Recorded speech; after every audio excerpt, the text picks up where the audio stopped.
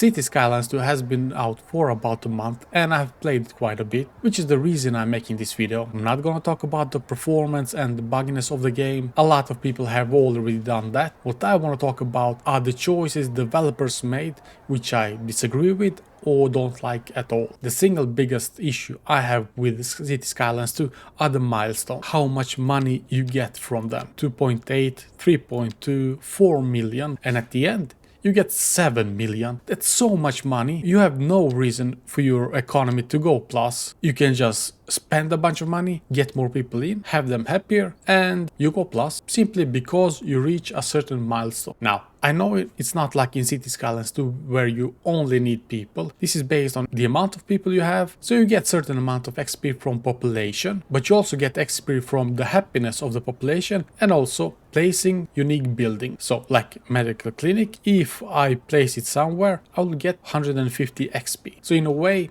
you can just build, expand, unlock new areas, and you're doing everything right. There are no consequences for anything, there is no challenge, just build, and that's quite disappointing. In Cities Skylines 1, you had different issue depending on where you are at the game. When you first starting out, you had issue with money, and most of us had to borrow money to survive the first few hours of the game. And then later in the game, you had issue with the traffic, most of us at least. So the challenge went from monetary to traffic and efficiency. And in Cities Skylines 2, you don't have money problem and you have a bit of traffic problem, but in a way, everything works and just automatically fix itself, which I kinda dislike, I guess. And while we talk about the traffic, there is still issue where cars change lanes on one specific point. Now, I have lost few worlds, so this city isn't big and I don't have that issue. But as you can see here, that issue still exists. I visit Cities Skylines to subreddit and I know the reason why it's there. And that's simply because the road nodes are close to each other.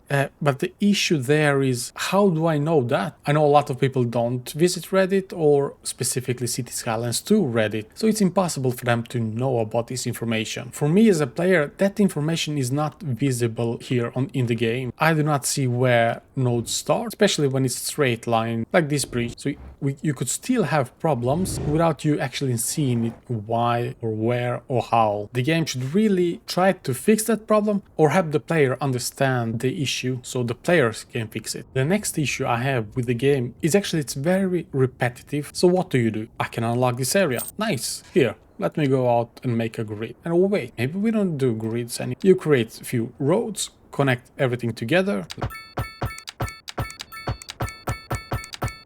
You use zones to paint a bit, sometimes green, sometimes blue, and every now and then a bit of yellow. That's all. It feels like I'm painting in a drawing book. Paint a bit, do some work, and you are good to go. And then of course, people move in, people start work, people pay taxes, and we are good to go. It really does feel like I'm painting in a drawing book, and this falls back to the first problem. There are no problems, there are no challenges, so you kind of repeat the things you do in the beginning until you get 100, 200,000 people, and you are good to go. The next issue I have is there is very little depth in the game. So sure, you paint some green, some blue, some yellow, and you have most of it working. Then you also have specialized industry, and in this area I have some agriculture, which is nice. But the rest of it, what happens then? What happens with everything we create or grow here? Well, it's all automatic. There are no other buildings. There is nothing else I can manufacture. It all goes automatically, perfectly, as always done. In Cities Skylines 1, with the industry DLC, you first had to create an area like this where you produce or you grow all your stuff. And then you had extra factories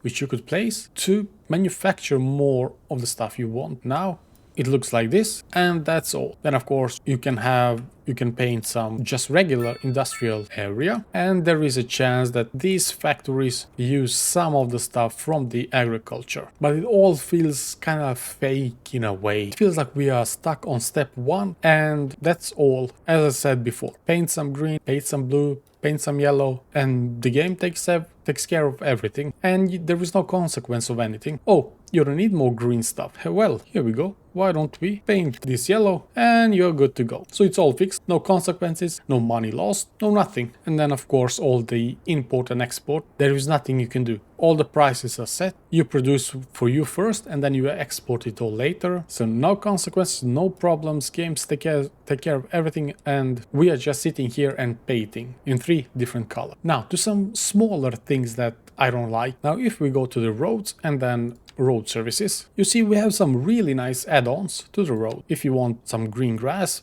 it's there, few signs, it's all fantastic. Why don't we have water and sewage add-on to the highways? That would be really nice to have, so we do not have to do these types of hacks, because it's simply impossible to just follow the road or make it nice. Now of course it should cost the same as me pulling the pipe and all of that, but it's such a small thing, it should have been there. I don't see why it's not. And by the way, you can add electricity or lightning to the roads here, and that will be the power line, so that's good to know if you didn't know that. Next thing I don't like is actually placing all the trees, bushes. It's quite tedious work. You can place one by one if you want to be really precise, or in a larger area. So that's a nice one. What I want to do is select few of the trees or bushes and place them at the same time. Now that would give variety and some randomness to the parks. I like that randomness that we get from the nature. Alright, so now what about the pathwalks? Why can we not place buildings next to the pathwalks? I know we have the pedestrian street walk, but this thing is huge. Like, this is enormous. It's actually the same size as the regular road. So what I want is the smaller pathwalks and place buildings connected to it. This would allow us to create some amazing walkable cities or areas, which is getting really popular, at least in Sweden, maybe in other countries as well. We do have some amazing parks and there are lots of them, which is fantastic. I love parks. Why do we hear people hanging out in the parks without actually seeing them? I know it's a small thing, but we can just have people walking around, nothing too much. That's a small touch that should probably be easy to fix or add.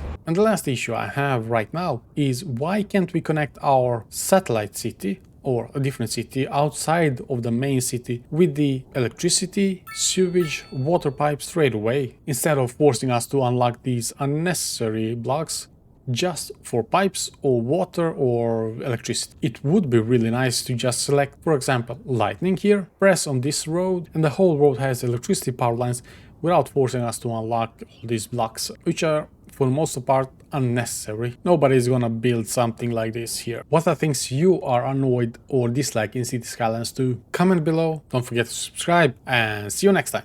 Bye bye.